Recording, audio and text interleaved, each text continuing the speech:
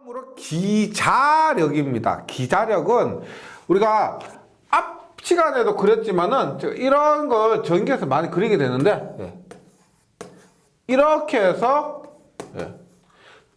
지금 이게 전압을인가 하면은요 여기에 전류가 흐릅니다. 전압을 주면 전류가 흐르고 그리고 여기 감긴 권수가 있어요. 몇 번 감았느냐 n번을 감았을 때 자속이 발생된다고 했죠. 자속이 발생했을 때 이것 n 곱하기 i 그래서 ni가 자속을 발생시킵니다. 그래서 이 ni를 우리가 기자력이라고 그래요. 그래서 기전력이라는 것은 전류를 흘리는 것을 기전력이라고 그러고 자속을 흘리는 것을 기자력이라고 합니다. 그래서 이렇게 전류가 지금 n번 감긴 곳에 I 암페어의 전류를 흘리면 자속이 발생될 때 이 ni를 기자력이다 이렇게 얘기를 합니다. 나선은 피복이 없는 것을 우리가 나선이라고 합니다. 우리가 일반적으로 피복 한 번 되어 있다 그러면 전련전선 이렇게 얘기를 하고 피복이 2번 이상 되는 것을 우리가 케이블이라고 합니다. 나선은 피복이 되어 있지 않는 선 나선이라고 그래요. 난조는 우리가 이렇게 보시면 돼요. 일정한 속도로 회전을 해야 됩니다. 그런데 어떤 요인에 의해서 충격이 가해지면 이렇게 회전하는데 갑자기 이런 식으로 회전 속도가 변해요. 회전 속도가 변하면 원래 속도로 회전하도록 그 현상이 발생하는데 이런 것을 우리가 빨리 그러니까 평소보다 빨리 도는 것 이런 현상을 보통 난조다 이렇게 얘기를 합니다. 그래서 발전기 변류기 등의 부하가 변했을 때 외부 요인에 의해서 변했을 때 원동기의 속도가 변해서 그 새로운 출력을 새로운 부하에 대응시키는 것이나 회전체 관성이 있기 때문에 새로운 부하에 대응할 때까지 전압이 진동하는 현상. 근데 어렵지만은 갑자기 이렇게 잘 돌고 있던 것이 이렇게 회전한다, 속도가 변한다 이렇게 이해하시면 되겠습니다. 내무입니다. 내무 우리가 포그 타입 인슐레이터에서 에자는 우리가 전봇대 보시면 이렇게 보시면 이렇게 됐죠. 전선 이렇게 되어 있습니다. 그래서 이런 부분을 에자라고 해요. 전선과 지지물 있죠. 전봇대 지지물과를 서로 전기적으로 차단시켜 주는 거, 절연시켜 주는 것을 에자라고 하는데 이 에자에 내무에자입니다. 내무성을 가졌다. 그다음 뭐다? 폭은 뭐요? 안개죠. 안개 등에 견딜 수가 있다. 내무 안개 등의 성질에 견디는 에자를 얘기합니다. 그래서 에자에 요 길 가다 보시면 돼요. 까만색, 갈색 있죠. 갈색으로 된 거 볼 수 있을 겁니다. 에자 표면에 먼지와 염류라는 것은 뭐요? 소금이죠. 바닷가에는 발전소가 대부분 바닷가에 있기 때문에 소금, 염분 성분이 많이 부착해요. 그런 것들에서 염류가 부착하면 안개라든가 비록 그 표면이 도체로 되어 전련이 되지 않게 되므로 이것을 막기 위해 구분을 하고 있는 에자를 네모에자라고 합니다. 내철형 변압기가 있는데 변압기는 권선을 굉장히 많이 감아야 됩니다. 권선을 많이 감는데 내철형 그러니까 철심의 권선을 감아요. 근데 철심이 안에 있다 이런 뜻입니다. 철심이 안에 있고 거기 철심의 바깥에 권선을 감는 형태의 변압기를 얘기합니다. 철심을 권선으로 감싼 모양의 변압기를 얘기하고 내화성 앞에서 내무에자는 내무성 이렇게 얘기할 수가 있는데 내화성은 뭐다? 불이죠. 불에 견디는 성질입니다. 사용 중 닿게 될지도 모르는 불꽃, 아크 또는 고열에 의해서 연소되는 일이 없고 또한 실용상 지장을 주는 변형 또는 변질을 초래하지 아니하는 성질을 내화성이라고 합니다. 쉽게 얘기하면 열에 견디는 성질 이렇게 불꽃에 견디는 성질 뇌서지입니다. 서지는 말씀드렸지만 차단 차단기를 온, 오프할 때 굉장히 큰 전압 전류가 흐를 수가 있습니다. 이것을 우리가 차단기를 온, 오프할 때 개폐서지. 온한다. 이것은 차단기를 폐한다. 오프한다. 개한다. 이런 거예요. 온, 오프, 개폐서지예요. 그런데 뇌란 건 뭐예요? 뇌는 천둥벼락 있죠. 그것을 얘기합니다. 근데 직접 때리는 것을 우리가 직경뇌라고 하고 간접적으로 때리는 것을 유도뇌라고 합니다. 이랬던 저랬던 뇌에 의해서 큰 전압 전류가 발생하는 것. 그래서 뇌에 의해서 송전솔로에 생기는 이상 전압, 직경뇌 서지와 유도뇌 서지가 있으면 이 이상전압 파고값 매우 높고 굉장히 큰 전압이라는 거죠. 파고값이라는 것은 그 파의 최대값, 파고값이 매우 높고 송전솔로의 경과지라는 건 지나가는 길 있죠. 에 따라서는 발생 빈도도 높으며 송전솔로 이상 전압 중 가장 무서운 것이, 즉 가장 큰 전압, 가장 큰 전류가 발생하는 그런 서지를 얘기합니다. 그래서 우리가 일반적으로 이 뇌서지를 방지하기 위해서 필의-침, 건물을 보호하기 위해서 필의-침을 설치하는 것이고요. 그 다음에 누설 리액턴스, 누설 인덕턴스, 누설 자속, 그 다음에 누설 전류가 있는데 이렇게 보시면 돼요. 우리가 변압기가 이렇게 있을 때 이게 제가 가장 기본적인 부분만 말씀드리는 거예요. 그런데 전류가 이렇게 흐르면 이렇게 자속이 이렇게 철심을 타고 흘러야 됩니다. 흘러야 되는데 이게 예를 들어 완벽하지 않다 보니까 자속이 철심 타고 계속 흘러야 되는데 이러한 부분에도 자속이 발생할 수가 있고 이러한 부분에서도 자속이 새 나갈 수가 있죠. 이렇게 해서 우리가 누설이 뭐냐면 리키지 리액턴스라 그래요. 리키지가 영어로 누출 혹은 새어나가는 것을 누설이라 그래요. 그래서 누설 리액턴스, 누설 인덕턴스, 누설 자속이 있는데 먼저 이러한 부분을 원치 않게 우리가 이상적으로는 빨간색처럼 이렇게 철심 타고 이쁘게 돌아갔으면 좋겠는데 이게 새 나가는 겁니다. 이런 부분을 우리가 누설 자속이라 그래요. 누설 자속. 그럼 누설 자속이 얼마나 발생하느냐, 누설 자속이 얼마나 발생하느냐 하는 것을 누설 인덕턴스라 그래요. 누설 인덕턴스. 누설 인덕턴스인데 누설 인덕턴스에 의한 리액턴스 성분이라고 하고요. 우리가 회로 이런 거 한번 배우는데 누설 리액턴스는 2파F예요. 즉 얘가 누설 인덕턴스인데 누설 인덕턴스에 의해서 발생하는 요것을 우리가 누설 리액턴스라고 합니다. 누설 리액턴스. 그럼 전체적으로 이것뿐만 아니고 새는 전류 있죠. 새는 전류를 우리가 전선으로만 흘려줬으면 좋겠는데 부하로만 흘려줬으면 좋겠는데 새는 전류를 누설 전류다 이렇게 얘기를 합니다.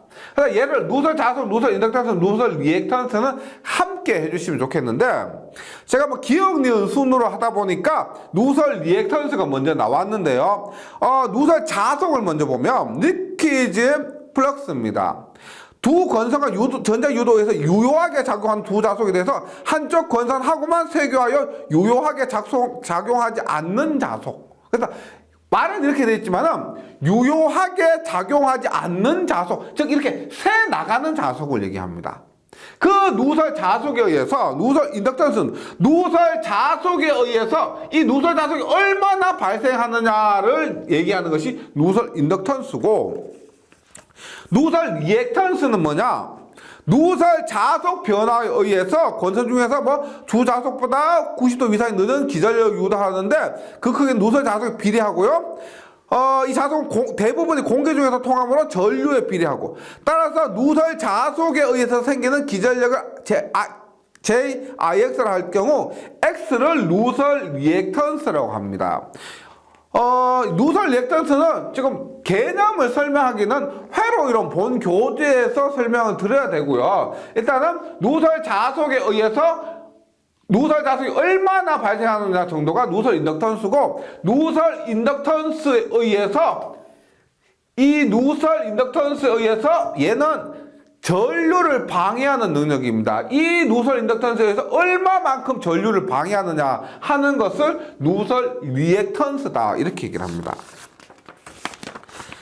그 다음에 누설 전류입니다. 리퀴지 커런트인데 볼게요.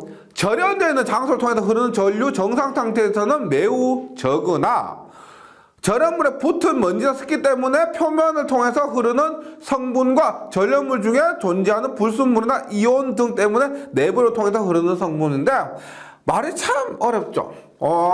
쉽게 얘기하면 앞에서 말씀드린 것처럼 새는 전류 이렇게 보시면 되겠습니다. 예를 들어서 우리가 쉽게 이렇게 있어. 에자를 통해서 전류가 이렇게 다음으로 이렇게 흐릅니다. 이렇게 흐르는데, 원래 이상적이라고 하면은 이렇게 그랬죠. 전류가 이렇게만 흘러야 돼요. 만약에 100A가 가면 이렇게 100A가 전선을 타고 흘러줘야 되는데, 실제로 이 에자가 전련을 위해서 전기가 통하지 않도록 하는 목적으로 설치가 되었다고 하지만, 실제 얘가 이렇게도 흐를 수가 있다는 겁니다. 이렇게 흐를 수가 있어요. 이런 것을 우리가 누설 전류, 즉 새는 전류, 우리가 원하는 목적에 적당하지 않게 이렇게 따로 흘러버리는 전류를 얘기하고요. 이런 경우는 전기 설비 전체에서 여러 곳에 있습니다. 굉장히 많아요. 대표적인 게 뭐냐면 누전 있죠. 누전. 누전도 일종의 누설 전류가 됩니다. 예. 누전 차단기입니다. 어스 리퀴지 브레이커 해서 누전 차단기. 누전이 뭐예요? 누전도 전기가 새는 거예요. 누설 전류처럼 전류가 셀 때, 이거 새면은 문제가 발생하죠. 왜? 사람이 감전될 수도 있고 전기가 낭비가 되기 때문에 그때 차단을 해주는 것을 누전 차단기라고 합니다. 기어로는 뭐냐? 얼스 리퀴지 브레이크라고 해서 ELB라고 합니다. ELB는 누전 차단기 얘기예요. 그래서 비충전 금속부의 전압이나 누설 전류에 의한, 여기 말하는 누설 전류에 의한 전원의 불평형 전류가 소정의 값을 초과했을 때 전원을 차단하도록 한 장치인데, 우리가 차단기를 보면은요, 뭐 아파트에 많이 살고 계시다 그러면 분들만 딱 열어보시면은 차단기가 이렇게 있죠. 차단기가 여기 있으면 여기에 빨간색 버튼이 있는 게 있고 없는 게 있습니다. 없는 것, 이것을 우리가 배선용 차단기라고 해요. 그 MCCB.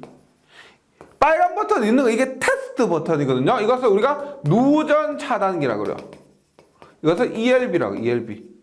그래서 배선용 차단기와 누전 차단기의 가장 큰 차이는 뭐냐면, 배선용 차단기는 큰 전류가 흐르면, 예를 들어 저번 시간에 말씀드린 과부하 등이 흐르면은 배선용 차단기는 그 과부하만 차단할 수가 있는데, 이 누전 차단기는 과부하도 차단할 수가 있고 누전도 차단할 수가 있습니다. 옛날에는 얘가 굉장히 비싸가지고요, 배선용 차단기보다 많이 비싸가지고 많이 사용이 안 됐지만, 요즘은 이 기능이 간소화되면서 얘도 많이 사용이 됩니다. 그래서 배선만 열어보시면 누전 차단기 많이 있을 거예요. 쉽게 찾을 수가 있을 건데, 누전 차단기는 누전됐을 때도 차단할 수 있는 그런 기능입니다. 그 다음에 비충전 금속부는 뭐냐면, 비충전이라는 것은 평소에 전류가 흐르지 않는 부분. 당연히 전선에는 전류가 흐르죠. 근데 전류가 흐르지 않아야 되는 부분에 전류가 흘러버린다. 그것을 비충전 금속부의 전압이나 누설 전류에 의한, 이렇게 얘기를 하는 거예요. 그 다음에 다이오드는 우리가 몇몇 곳에 사용되는데, 주로 사용되는 게 어디냐면 정류회로입니다. 교류를 직류로 만드는 그 정류회로에 많이 사용되는 것이 이 다이오드인데, 이 다이오드는 반도체의 특성, 그래서 PN 접합 다이오드라고 하는데, P는 포지티브, N은 네거티브입니다. 그래서 플러스와 마이너스 성질을 가진 그 반도체를 결합해서 만든 부품이요. 전자 부품인데 그것을 이거 우리가 정류회로에 사용한다는 거죠. 이극 반도체 소자는 뭐냐? 이극은 쉽게 얘기하면 PN인데 다리 두 개짜리예요. 다리 두 개짜리고, 게르마늄이나 실리콘 등의 반도체를 다이오드라고 합니다. 네. 그다음에 단락. 이것은 우리가 평소 하는 말로 뭐라고 되어 있어요? 쇼트 혹은 쇼트 서킷에서 회로가 쇼트 사고 났다, 쇼트 났다는 거죠. 우리가 이렇게요. 예를 들어서 전원이 이렇게 갑니다. 전원이 가는데 여기에 예를 들어서 선풍기를 연결해서 가동해요. 선풍기 가동하는데 단락이란 말은 뭐냐면 부하고 이렇게 선과 선이 연결됐다는 거죠. 쇼트 났다는 겁니다. 쇼트. 그래서 이거 말은 어려운데 잘 보세요. 전이차가 있는, 요것도 전원인데 여기에는 전이차가 있습니다. 전이차가 있는 두 점간을 저항이 극히 작은 도선, 우리가 전선으로 지금 전선은 저항이 거의 없다고 보시고 저항이 극히 작은 도선으로 접속합니다. 이렇게 되면은 회로의 저항이 굉장히 작아져서 큰 단락 전류가 흘러요. 큰 단락 전류가 흐릅니다. 그래서 차량이 바로 떨어지죠. 그래서 회로전 중에 두 점을 직접 접속하거나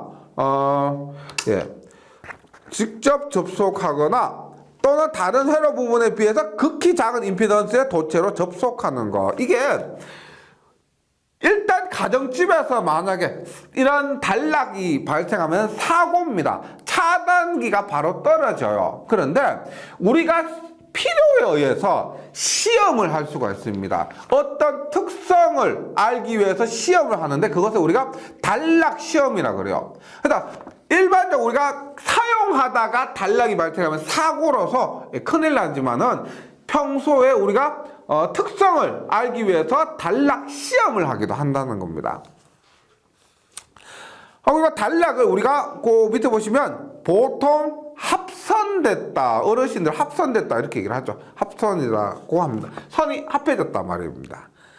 단락비예요. 단락비는 뭐냐면 이런 단락은 똑같은데 보통 단락비는 이 단락비를 통해서 기계가 어떠한 특성을 갖는 기계인지를 알 수가 있다는 겁니다. 제가 조금 전에 말씀드렸죠. 단락을 내가 시험을 위해서 어떤 기계의 특성을 알기 위해서 시험을 하기도 한다. 단락 시험을 하기도 한다고 했는데 그런 것들 통해서 이 기기가 예를 들어서 뭐 효율이 좋은지 뭐 크기가 큰지 이런 것들을 알 수가 있다는 거죠. 예. 그 비율을 단락비라고 해요. 그래서 말은 굉장히 어렵습니다. 전기 발전기에서는 전격 속도로 무바 전격 전압을 발생하는 데 필요한 여자 전류와 삼상 단락 시 전격 전류 동등한 단락 전류를 통과시키는 필요한 여자 전류의 비. 말이 어렵죠. 이건 전기만 가서 공부하셔도 어렵습니다. 왜? 다른 건 아닌데 용어가 있죠. 정리가 돼야 되는데 아직 용어가 정리가 안 됐기 때문에 어려우실 거고 지금 그거는 뭐 필요 없고요. 이것이 크면 기계는 커지나 전압 변동과 안정도는 좋아지고 일반적으로 수차 발전기 수력 발전기 있죠? 0.9 터빈 발전기, 화력 발전기에서는 뭐 0.6에서 1 정도다 하는데 일단 여기서 기억하실 거는 단락비는 이 단락비를 통해서 기계가 어떤 성질을 갖는 기계인지 알 수 있다. 요 정도 해주시기 바랍니다. 단락 전류는 이렇게 단락 사고가 발생했을 때 회로에 흐르는 전류로서 굉장히 큰 전류입니다. 이거 빨리 끊지 않으면 전선이 홀레당 다 타버려요.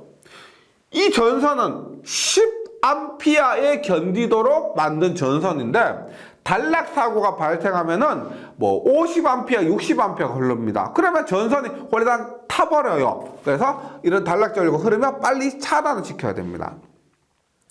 단락 회로에 흐르는 전류가 되며 그 순시에 막 커다란 전류가 흐르고 그 크기는 시간의 경과 함께 차츰 줄어들어 마치는 일정한 값으로 된다. 뭐 일단 단락 전류는 단락씩 흐르는 전류가 되고 단상 변압기입니다. 우리가 상에 대해서 많이 나오는데 일단 우리 가정에 들어오는 선 두 가닥짜리 있죠. 이것을 우리가 단상이라고 합니다. 단상. 그런데 공부를 하다 보면은 우리 가정에 들어오는 것은 단상이지만은 발전소에서 만든 거 혹은 철탑이죠. 철탑. 길 가다 보면 철탑이 있으면 거기에 흐르는 전류, 전압. 그 다음에 큰 전봇대 있죠. 높은 전봇대에 흐르는 전류 전압은 이런 상이 하나, 둘, 세 개가 있어요. 그래서 삼상이라고 하고 우리가 단상, 이것을 삼상이라고 합니다. 그래서 단상 변압기는 상이 하나인 것을 얘기하는데 일단 배전 변압기, 배전이 뭐 송전이 보내는 것이고 배전이 뭐 수전과 유사하게 생각하세요. 받는 겁니다. 그래서 배전 변압기로 널리 쓰이며 용량이 1에서 50kV까지 있고 주로 주상 변압기 뭐요? 전봇대 위에 보시면은요. 전봇대 위에 보시면 회색통 3개가 나란히 있을 겁니다. 회색통 3개 혹은 회색통 하나 이런 것들을 우리가 단상 변압기라고 합니다. 상이 하나, 단상을 3개를 모아서 삼상을 구현할 수가 있습니다. 이 단상 3개 모아서 삼상할 수가 있는데 일단 단상 변압기는 요거 하나만 얘기해 주시기 되겠습니다. 단상 유도 전동기도 뭐 상이 요거 하나 있는 그런 입력으로 전원으로 이러한 전원을 받는 걸 얘기합니다. 그러니까 우리 가정에서 쓰는 것 뭐 요즘은 다 전동기 뭐 예를 들어서 세탁기도 뭐 인버터 뭐 에어컨도 인버터 다 들어가죠. 근데 예전에 쓰던 거 그냥 다 아무런 기능 없는 세탁기 그 다음에 선풍기 이런 것들요. 그런 거 옛날에 쓰던 뭐 녹음기 같은 거 있죠. 라디오 같은 거 그런 기능 없는 것들은 전부 단상 전동기고 특성에서 유도 특성을 이용했다고 해서 단상 유도 전동기입니다. 앞에서 했던 우리가 유도 전동기 중에서 삼상 유도 전동기 중에서 권선형 유도 전동기가 있습니다. 권선형 유도 전동기는 대부분이 우리가 삼상을 써요. 삼상을. 근데 여기서는 단상 유도 전동기는 유도 전동기 중에서 이런 전원으로 이런 단상을 입력해서 여기에 전동기를 M이라 그래요. 전동기를 연결해서 쓴다면 이것이 단상 유도 전동기가 되겠습니다. 그 다음에 단상 3선식은 이렇게 보시면 돼요. 예전에 우리가 90년도에 가정에서 1990년도에 110V에서 220V로 승합을 한 적이 있었습니다. 예전에 90년도에. 그때 가정마다 우리가 변압기를 나눠줬는데 어떻게 했냐면 기존에 110V 사용하던 기계도 그대로 쓰고 그 다음에 새로 산 기계들은 전부 220V였어요. 그래서 110과 220V를 같이 쓰려면 어떻게 하느냐? 변압기로서 이렇게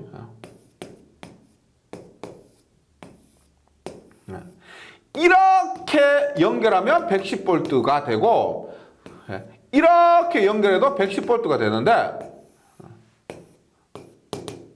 이렇게 연결하면 220V가 되는 거죠. 그래서 두 종류의 전압, 즉 110V로 쓸 수가 있고 220V도 쓸 수가 있습니다. 우리가 지금 220V는 우리가 보면 이게 동그랗게 되어 있죠. 예전에 110V는 어떻게? 뭐 이렇게 아니죠. 뭐 이렇게 해서 110V는 이렇게 되어 있었습니다. 그래서 이런 것에서 두 종류의 전압을 함께 쓸 수가 있는 거예요. 근데 얘가 제가 두 개로 그렸지만 변압기예요. 변압기라서 이렇게 하나의 상인데 선이 세 개다 해서 단상 3선식 이렇게 되고 이것은 하나의 변압기로 두 가지의 종류를 얻을 때 사용되는 결선이었고요. 예전에 우리나라에서 쓰던 방식입니다. 단상 3선식이고 단상 2선식은 뭐냐? 단상 2선식은 그냥 우리가 일반적으로 쓰는 거 요거 있죠? 상이 하나고 선이 두 가닥이요. 여기에 우리가 지금 220V를 연결해서 쓰죠. 이것을 단상 이선식입니다. 그 다음에 단절연인데, 단절연은 쉽게 얘기하면 절연을 단계별로 한다는 겁니다. 예를 들어서 이렇게 보시면 돼요. 전기에서 절연은 굉장히 비용이 많이 들어요. 비용이 많이 듭니다. 우리가 안전을 위해서 절연을 많이 하면 좋죠. 그런데 그 절연 비용이 많기 때문에 돈이라고 보시면 돼요. 예를 들어서 이렇게 보시면 돼요. 그냥 시험에 나온다기보다는 그냥 재미로 한번 봐주세요. 우리 앞에서 제가 한번 그런 것도 있는데, 이렇게 해서 이렇게 했는데, 이 애자가 절연을 한다 그랬으면 이렇게 절연을 하는 거죠. 그런데 애자를 많이 쓰면 많이 쓸수록 절연이 더 잘 됩니다. 그럼 내가 돈만 있다면 애자 3개 쓰는 게 아니라 애자 4개, 5개, 7개 이렇게 하고 이렇게 절연을 하는 게 낫죠.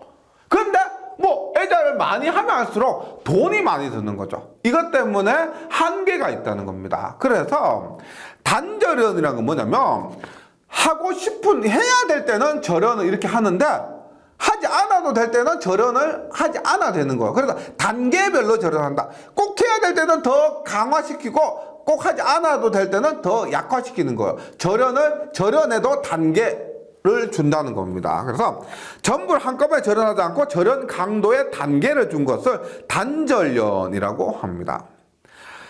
그러면 단층권. 한 개의 홈에 코일변이 한 개 들어간 전기자 권선을 감는 법인데, 얘는 모터 전동기를 감을 때 들어가는 말인데요. 이렇게 보시면 돼요. 단층권은 원래 전동 이렇게 했을 때 전동기마다 이렇게 여기 홈이 있어. 홈이 이렇게 있어. 이것도 우리가 슬롯이라고 해요. 슬롯. 전동기 이렇게 홈을 파요. 홈을 파고 여기에 권선을 이렇게 집어넣는 겁니다. 구리 코일을 감는다는 건데, 여기에 단층권 한 개의 홈에 한 개만 넣는 것을 단층권이라고, 여기에 2개, 이렇게 2개 이상 넣는 것을 우리가 2개 넣으면 2층권 이렇게 얘기합니다. 근데 보통 우리가 효율적인 면을 생각했을 때 2층권으로 하게 되고요. 그래서 단층권은 한 개의 이런 홈에, 슬롯에 코일변이 한 개 들어간 전기자 권선법을 감는 법을 얘기합니다. 그 다음에 대지전압이 있습니다. 대지전압은 쉽게 해서 땅과, 우리가 보통 땅을 0V라고 그래요. 땅으로부터 그 선까지의 전압을 대지전압이라고 이렇게 얘기를 합니다. 대지로부터의 전압을 대지전압 이렇게 얘기하고, 접지식 전로에서는 전선과 대지 사이의 전압, 그러니까 이렇게 보시면 돼요. 만약에 대지가 이렇게 있습니다. 그런데 만약 얘가 접지가 땅에 접지선이라고 있어요. 접지가 되어 있다고 하면 대지 전압은 이렇게 땅과 선 사이의 전압을 대지 전압을 하는데, 만약에 접지가 되어 있지 않다, 땅과 접지가 되어 있지 않다, 그러면은 이 선과 선 사이의 전압을 대지 전압이다 한다, 이런 말입니다. 근데 이것은 단상에서 그렇고요. 삼상에서는 좀 달라요. 3상에는 다르고, 단상에서 일단 이렇게 기억해 주시기 바랍니다. 이것 자체가 전기설비 기술 기준 및 판단 기준이란 전기와 관련된 그 법에 나오는 얘기입니다. 또 대지전압도 한번 보시고, 델타 결선은 앞에서 단상은 이렇다라고 했습니다. 단상은 이렇다고 했는데, 삼상은 이렇게 결선을 이렇게 Y 모양으로 하거나, 이것을 우리가 Y결선 혹은 성형결선이라고 하고요. 근데 얘를 Y 모양이 아닌 이런 삼각형 모양으로도 할 수가 있습니다. 삼각형 모양으로 할 수가 있는데, 이것을 우리가 델타 결선이라고 합니다. 즉 삼상 교류회로에서 뭐 트랜스 변압기호 또는 부하 등을 세모지게 연결하는 연결 방법이고, 즉 삼각 결선을 얘기합니다.